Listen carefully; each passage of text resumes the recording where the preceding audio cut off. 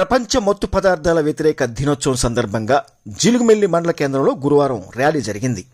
స్థానిక junior college నుండి Jagadamba centre వరకు సాగిన ర్యాలీ అనంతరం మానవహారం నిర్వహించి మాదక ద్రవ్యాల నిర్మూలనకు ప్రతిజ్ఞ చేశారు.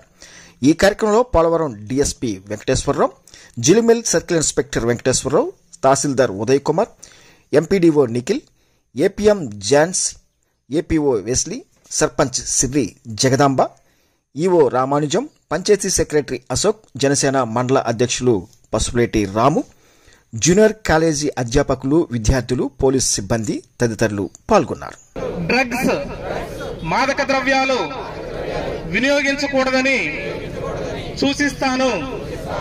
నేను నా సమాజాన్ని మాదక ద్రవ్యాల వినియోగ 1972 గురించి అవగాహన, చైతన్యం కలిగిస్తూ మాదక ద్రవ్యాల నివారణ ర్యాలీ మన జిలుగుమిల్లి మండలంలో నిర్వహించడం జరిగింది.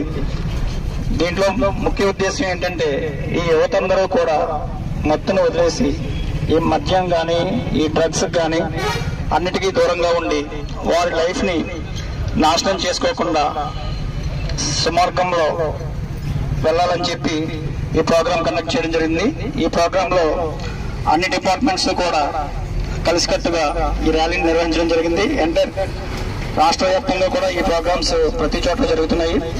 మరి ఈ రోజు ఈ జిలుగుమిల్లిలో మన రెవెన్యూ సిబ్బంది కానీ, పోలీస్ కానీ, స్టూడెంట్స్ కానీ, అలాగే మీడియా వాళ్ళు కానీ అందరూ ఈ ప్రోగ్రామ్ ని సక్సెస్ చేశారు.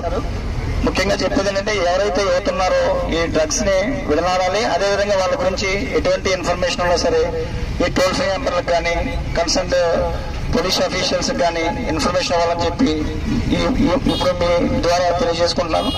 Thank you.